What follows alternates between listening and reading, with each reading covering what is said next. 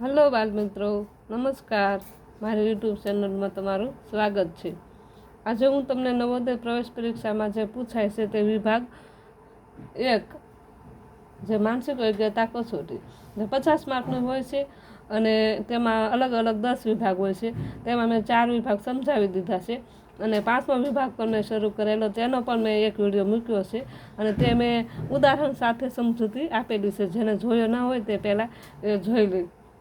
અને આજે હું તેમાં જે સ્વાધ્યાયના પ્રશ્ન આવે તેની સમજૂતી આપીશ. તેમાં પહેલું જોઈએ તો આ મોટું ચોરસ છે, તેની અંદર ગુણાકારની નિશાની છે. આ જે ચોરસ છે, આ જે ગુણાકારની નિશાની જે આ હતી ક્રોસ, એ આમ અડી ગઈ આવી રીતે.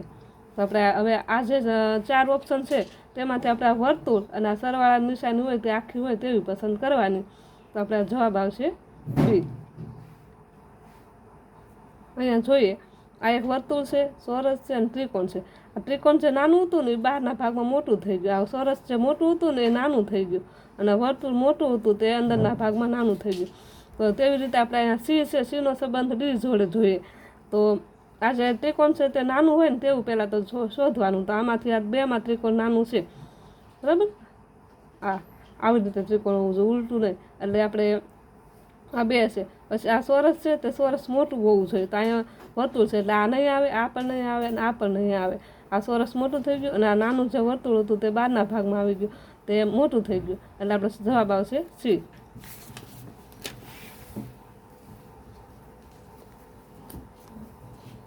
અહીંયા જોઈએ, હવે આ 2 તીર આવી રીતે આમ જાય અને આ 2 તીર તેને સામેની દિશામાં તેને જાય.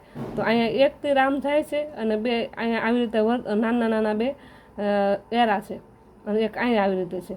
તો આપણે અહીંયા સામેની સાઈડ એને જાય ને તેવી આકૃતિ અહીંથી પસંદ કરવાની. બસ 3 સામેની સાઈડ જાય છે, પણ અહીંયા જે અહીંયા એરો હોવો છે ને અહીંયા છે, એટલે આ સી નહીં આવે અને આને અહીંયા આવી ગયો એટલે આ ડી પણ નહીં આવે. એટલે જવાબ એક જ તે જે બી છે તે અહીંયા આવશે. 4 નંબર જોઈએ, તો આ એક તીરને પસંદ કરીએ. આ તીર અહીંયા હતું ને તે અહીંયા આવી ગયું, અહીંયા જો અહીંયા આવી ગયું. તો હવે આપણે આ ભાગ જે છે ને એ આ સાઈડ આવે ને તેવું આ વર્તુળની અંદર આવી રીતે આમ આ ચોરસ આ ભાગ આ કટ ભાગ અહીંયા આવે ને તેવી પસંદ કરવાની. તો તેવી અહીંયા ડીમાં છે, તો જવાબ આવશે ડી. 5 નંબરમાં જોઈએ, આ એક આડી રેખા છે, આ ગુણાકાર છે ને આ ત્રિકોણ છે. આ ત્રિકોણ છે ને આ જે ત્રિકોણ એ મોટું થઈ ગયું, આ ગુણાકાર અહીં ઉપર આવી ગયું અને આ રેખા હતી એ નાનું થઈ ગયું. તો અહીંયા આપણે જોઈએ ને તો આ જે વર્તુળ છે ને એ વર્તુળ પહેલાં તો મોટું થઈ જાય ને તે જોવાનું. તો વર્તુળ મોટું આ 2માં થઈ, બરાબર. આ 2 થઈ. પછી જે આ સરવાળો છે ને અહીંયા ઉપર આવી જાય તેવી પસંદ કરવાની. તો અહીંયા ગુણાકારની નિશાની ઉપર આવી, અહીંયા આ નિશાની ઉપર આવી એટલે આ બી પણ નહીં આવે. એટલે આ ડી એક જ જવાબ આવશે, કેમ કે વર્તુળ છે એ અહીંયા મોટું થઈ ગયું, આ સરવાળાની નિશાની ઉપર આવી ગઈ અને આ જે નિશાની જે લંબચોરસ હતું તે અહીંયા નાનું થઈ ગયું, એટલે ડી જવાબ આવશે. 6 નંબરમાં જોઈએ, તો આ જે આકૃતિ છે ને એ ઉલટી થઈ ગઈ અને આ જે 2 નિશાન હતા ને એ અંદર આવી ગયા. આ સરવાળાના 2 નિશાન એ અંદર આવી ગયા અને આ 3 નિશાન હતા ને એ બહારના ભાગમાં આવી ગયા. તો આપણે અહીંયા જોઈએ એના આ 2નો સંબંધ છે એવો આ 2નો સંબંધ હશે. તો આ ત્રિકોણ છે મોટું, તેની અંદર 2 વર્તુળ છે ને આ એક બહાર છે. તો આ ત્રિકોણ છે ને ઉલટું થઈ જશે. એટલે ઉલટું થયું હોય તે જોઈએ તો અહીંયા છે, બરાબર. આ ઉલટું થઈ ગયું અને આ જે નિશાન હતું તે આ વર્તુળ અંદરના ભાગમાં આવી ગયું. આ વર્તુળ જે અંદરના ભાગમાં હતા તે બહાર આવી ગયા, એટલે જવાબ આવશે સી.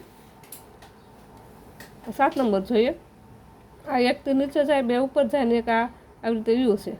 તો એને કેવી રીતે આમ વિરુદ્ધ દિશામાં, ઘડિયાળની વિરુદ્ધ દિશામાં આ ભાગ અહીંથી આમ ફરી ગયો. આ તીર અહીંયા આવી ગયો, આ 2 તીર અહીંયા આવી ગયા, આ વર્તુળ હતું ને તે આવી રીતે આમ થઈ ગયું, આમ ઉલટી દિશામાં. તો આપણે સીને છે ને સીનો જો અહીંયા ડી જોડે સંબંધ છે, એટલે સીને આવી રીતે આમ ઉલટી દિશામાં આમ વાળીએ ને તો આ આવી રીતે થઈ શકે. પછી આ 2 તીર છે એ આમ સામે જવા જોઈએ, અહીંયા એક જ જાય છે એટલે આ પણ નહીં આવે. એટલે આ પણ નહીં આવે, કેમ કે અહીંયા આ તીર ઉલટું થઈ ગયું. અહીંયા 2 તીર આવી રીતે આવી ગયા એટલે આ પણ નહીં આવે. એટલે જવાબ આપણો આવશે આ બી. જો આને આમ કરીને આમ ફેરવીએ ને તો આવી રીતે બની જાય. 8 નંબરમાં જોઈએ, આ એક ચોરસ છે, તેની અંદર આવી રીતે નાની નાની રેખા બહારના ભાગમાં છે. એ ચોરસનું ચોરસ છે, પણ આ બહારની રેખા દૂર થઈ ગઈ, એની જગ્યાએ આ ઘાટો ભાગ ખૂણે ખૂણે થઈ ગયો, બરાબર. તો અહીંયા ત્રિકોણ છે. આ ત્રિકોણ તો ત્રિકોણ રહેશે, પણ અહીંયા 3 જગ્યાએ ઘાટું થાય ને તેવી નિશાની પસંદ કરવાની. આ એ પણ નહીં આવે, સી પણ નહીં આવે, ડી પણ નહીં આવે. જવાબ આપણો આવશે બી. આ 9 નંબર જોઈએ. આ એક લંબચોરસ છે, તેની અંદર વર્તુળ છે. જે નાનું વર્તુળ હતું તે મોટું થઈ ગયું, અને લંબચોરસ છે તે અંદરના ભાગમાં નાનું થઈ ગયું. તો એવી રીતે બેને સંબંધ, તો સી ને ડીને સંબંધ. આ પંચકોણ છે, તેની અંદર ત્રિકોણ છે. તો આ ત્રિકોણ છે બહારના ભાગમાં હોય ને તેવી પહેલાં પસંદ કરી લેવાની. આ 2 છે, બરાબર. પણ તેની બહારનો ભાગ પંચકોણ છે ને તેવી અંદરના ભાગમાં હોવી જોઈએ. તો આપણે સી એક જ તેવો જવાબ આવે, એટલે સી જવાબ આવશે. 10 નંબર જોઈએ. આવી રીતે એક આ નિશાની છે, અને આ 2 બાજુ એક એક એરા બતાવેલા છે. તો એ દૂર થઈ ગયા, અને ખાલી આમ જ તે આકૃતિ રહી. એ રીતે વર્તુળની આકૃતિ રહી, આ એક રેખા રહી. આ 2 રેખા છે, તો આ 2 રેખા દૂર થઈ જશે. તો જવાબ આવશે આ વર્તુળ એકલું, ડી. 11 નંબરમાં જોઈએ. આ એક ત્રિકોણ છે, અને આવી રીતે આ સાઈડ વર્તુળ જાય છે. તો એને આ બેનો આની જોડે સંબંધ છે ને, તો એને આવી રીતે આમ ઉલટું કરી નાખ્યું. આમ ઉલટું થઈ જાય ને એટલે આમ આવી રીતે ત્રિકોણ બની જાય, અને અહીંયા આવે, બરાબર, વર્તુળ. તો અહીંયા ચોરસ છે અને અહીંયા વર્તુળ છે. તો આને આમ ઉલટું કરી નાખો તો કયો જવાબ આવે?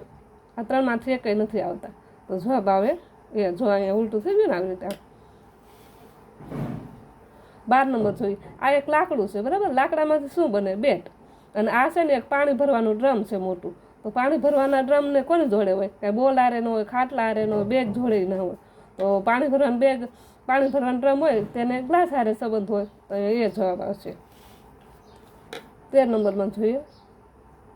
આ એક 4 નાના નાના ચોરસ છે. આ 2 આછા છે, ને આ લાઇનિંગ વાળું છે, ને આ ઘાટું છે. તો એને છે ને આ ચોરસનું એક યાદ રાખવાનું. આ ચોરસ હતું તે અહીંયા આવી ગયું, બરાબર. અડધો ભાગ આ 90 અંશ ફર્યું કહેવાય અહીંથી, બરાબર. તો હવે આપણે આ 2નો આવી રીતે સંબંધ હતો. તો આ જે 2 નાના નાના ત્રિકોણ છે ને, આ ઉપરનું છે નીચે આવી જશે, ના આ અહીંથી અહીંયા આવી જશે, બરાબર. તો એવું આપણે જોઈએ. આ પણ નહીં આવે, આ પણ નહીં આવે, સી પણ નહીં આવે. તો જવાબ આવશે અહીંથી એટલો ભાગ ફરશે, એટલે જવાબ આવશે ડી. 14 નંબરમાં જોઈએ. એક મોટું ચોરસ એ આવી રીતે લીટીથી ભરેલું છે. એની અંદર એક ત્રિકોણ છે, એ આમનામ ખુલ્લું છે. તો આ ચોરસ છે તે નાનું થઈ ગયું, અને ત્રિકોણ છે બહાર આવી ગયું, બરાબર. તો અહીંયા આપણે જોઈએ આ વર્તુળ અને આ એક ચોરસ. તો આ ચોરસ મોટું છે એ બહારના ભાગમાં જતું રહેશે, અને વર્તુળ છે તે અંદર જશે. તો અંદર વર્તુળ હોય ને ચોરસ બહાર હોય, તેવું જવાબ આવશે એ. આ 15માં જોઈએ. આ 3 નાના નાના વર્તુળ છે ને, ત્રણેયમાં 2 રેખા આવી રીતે છે, અને એ રેખા ભેગી થઈ ગઈ એટલે ઘાટા 3 બની ગયા, બરાબર. તો અહીંયા 3 ત્રિકોણ છે, અને અહીંયા બહારના ભાગમાં આવી રેખા છે એ ઘાટી થઈ જવી જોઈએ. તો અહીંયા આ ભાગ આવ્યો ને એના કારણે નહીં આવે, આ ઘાટો ભાગ આવ્યો એના કારણે નહીં આવે. અને અહીંયા જોઈએ ને તો જો આ બહારના ભાગમાં 3 થઈ ગયા, એટલે જવાબ આવશે સી. આ 16 નંબર જોઈએ. આ 16 નંબરમાં આ તીર છે, ને આ એક ઉલટું તીર છે. એને નિશાન તરીકે યાદ રાખવાનું. આ અહીંથી એટલું ફરીને અહીંયા આવ્યું, બરાબર. તો અહીંયા આ 2નો આવી રીતે સંબંધ હતો, અહીંયા આવી ગયું. તો હવે અહીંયા આ 3 તીર સરખા છે. આપણે આ તીરને યાદ રાખવાનું. આ તીર છે ને એ આ ખૂણે આવી જાય ને તેવી જે આકૃતિ હોય ને તે આપણે પસંદ કરવાની. તો આ તીર જો આ ખૂણે આવ્યું હોય ને, અને આ 3 આવી રીતે ખુલ્લા હોય તેવી આકૃતિ હોય, તો આ બી જવાબ આવે. 17માં જોઈએ. આ મોટું વર્તુળ છે, તો અહીંયા એક નાનું વર્તુળ થઈ ગયું, અને અંદર રેખાવાળું થઈ ગયું. આ ત્રિકોણ છે, તો આપણે ત્રિકોણને અંદર રેખા હોય તેવું પસંદ કરવાનું, તો બી જવાબ આવે. 18 નંબર જોઈએ. એક આ કે છે. આ કેને આમ કરીને અડધો આમ હતો ને એને બદલે આમ કરી નાખ્યો, અને આ એના કે જો ઉપર થઈ ગયો, અને ઉપરનો ભાગ ઘાટો થઈ ગયો અહીંયા, બરાબર. તો આ આર છે એ આવી રીતે છે. તો આરને પહેલાં ઊભો કરી નાખવાનો, પછી આવી રીતે અમુક ભાગ થઈ જશે. તો આ એ પણ નહીં આવે, બી પણ નહીં આવે, સી પણ નહીં આવે. આરને આમ હતો ને આમ ઊભો થઈ ગયો, અને આ ભાગ ઘાટો થઈ ગયો, એટલે જવાબ આવશે ડી. 19માં જોઈએ. આ એક ચોરસ છે, તેની અંદર નાનું વર્તુળ છે.